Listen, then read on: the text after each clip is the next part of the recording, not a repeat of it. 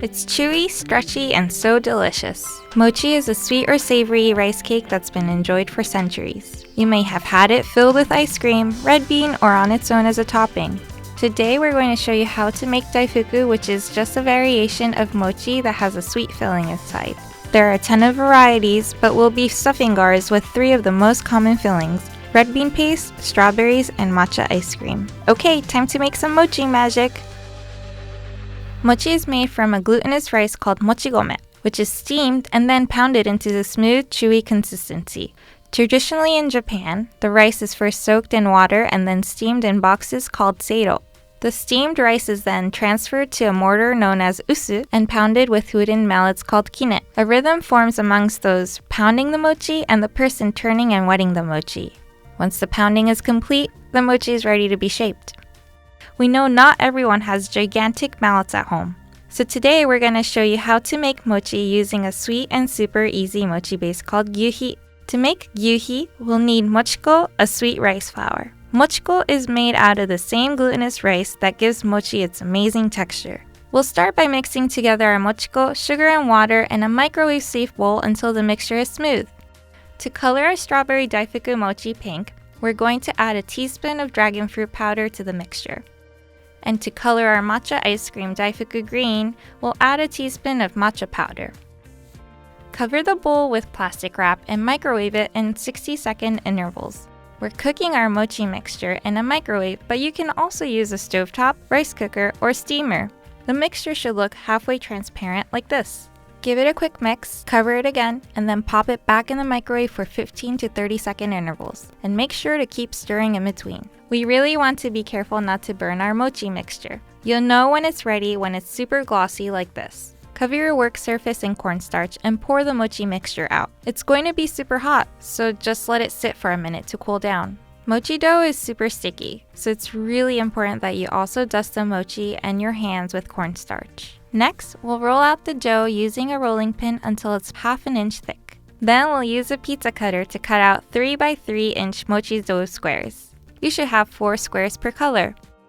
Okay, let's get into our beautiful fillings. The first filling we're going to make is red bean paste. You can buy pre-made paste in grocery stores, but we like to make it from scratch to control its moisture levels.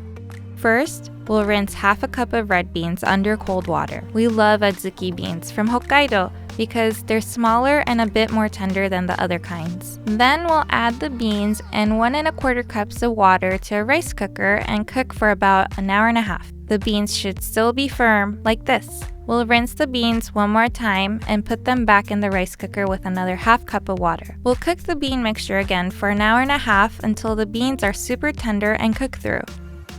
We'll sweeten it up with some sugar and salt and just let it sit in the rice cooker one last time for about 30 minutes. Then we'll mash everything together and spread the paste onto a small baking tray to let it cool down. You want it to feel pliable and not too firm like Play-Doh. If it's too dry, refrigerate it for at least 2 hours or up to overnight. If it's too wet, microwave it in 90-second intervals until the water has evaporated. Cover the red bean paste with plastic wrap and let it cool to room temperature. We'll use some of this for our red bean Daifuku and some for our strawberry Daifuku. To prepare a strawberry Daifuku filling, we'll cover 4 strawberries in red bean paste. Start by rolling the red bean paste into a small ball and then flattening it into a disc. Then bring in your beautiful strawberry and work the red bean paste from the top down to the bottom of it like this. For fruit-filled mochi, it's best to pick ripe and delicious fruits such as strawberries, pineapples, and kiwis. Strawberries are the best for beginners because they're not as watery and they hold up their shape well. Now we'll cover these and let them chill in the fridge while we prepare our matcha ice cream filling. Preparing your filling for ice cream mochi is really simple. It's crucial that your ice cream is super cold so it doesn't melt while you're trying to wrap it. That can get messy, trust me.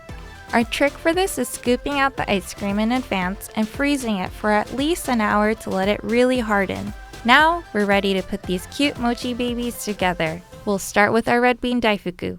Place 1 of the mochi squares in your palm and add 2 tablespoons of red bean paste in the center. Bring the edges of the dough up and over to seal like this. Make sure your fingers are adequately dusted with cornstarch so the mochi doesn't stick. Blot the seam side down on the dusted surface and trim off any excess mochi. You can save the extra pieces for a well-deserved snack now or later. That was easy, right? Let's do it again with our strawberries. For our strawberry Daifuku, we'll wrap our strawberries in our gorgeous pink mochi using the same technique. Place a pink square of mochi in your hand and place a wrapped strawberry in the center of the mochi. The bottom tip should be pointing down like this. Now bring the edges of the dough up and over to seal like we did last time. Again, we'll blot the sticky side on the dusted surface. Okay, I promise you, this will all be worth it. Now it's time for our delicious matcha ice cream Daifuku. Place one of the green mochi squares in the palm of your hand and drop a scoop of ice cream in the center. Our ice cream is now cold and hard and much easier to work with. Connect the 4 seams with your other hand, and once it's wrapped up, blot the sticky part again. Make sure to set your mochi seam side down. Now we finally get to eat them. And you'll want to eat them right away because nothing compares to the chewy, delicious texture of fresh mochi. Whether it's a red bean, strawberry, or matcha ice cream filled Daifuku, we guarantee each of your cute creations will be delicious. You can package them in little cupcake holders and give them as gifts. Or you can have a little mochi party and eat them with your family and friends. You can find the recipes for all 3 Daifukus on tasty.co. We really hope you love this as mochi as we do. Oh yes!